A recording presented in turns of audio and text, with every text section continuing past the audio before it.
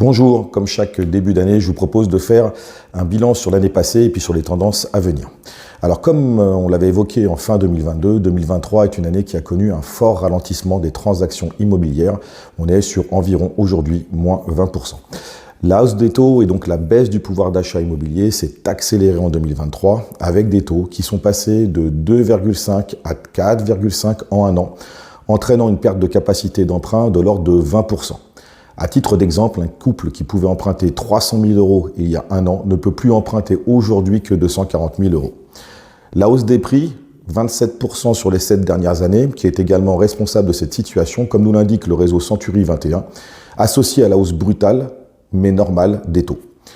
La faible baisse des prix consentis par les vendeurs a été tardive et pas suffisante, seulement 3,4% en 2023. Et elle ne compense pas la perte de pouvoir d'achat des acquéreurs et le marché est tout naturellement grippé avec des acheteurs qui repoussent leurs projets immobiliers puisque la forêt immobilier constate une baisse de 17% de demande tandis que l'offre de biens à vendre a grimpé, elle, de 40%. Période post-Covid, les biens étaient rares et ne restaient pas longtemps sur le marché, ce qui n'est plus le cas. La preuve en est, le délai de vente est désormais de 90 jours, identique à ce qui se passait dans les années 2018-2019.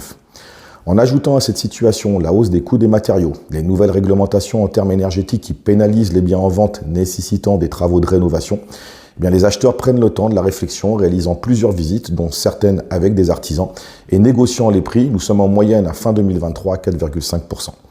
Le marché immobilier 2024 devrait confirmer l'année 2023, même si l'on constate des premiers signes de stabilisation des taux en ce début d'année.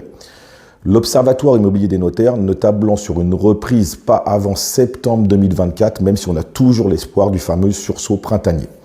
Vendeurs, privilégiez donc une estimation juste et récente, une valorisation de votre bien à faire de la différence avec les autres et procéder à des visites qualifiées.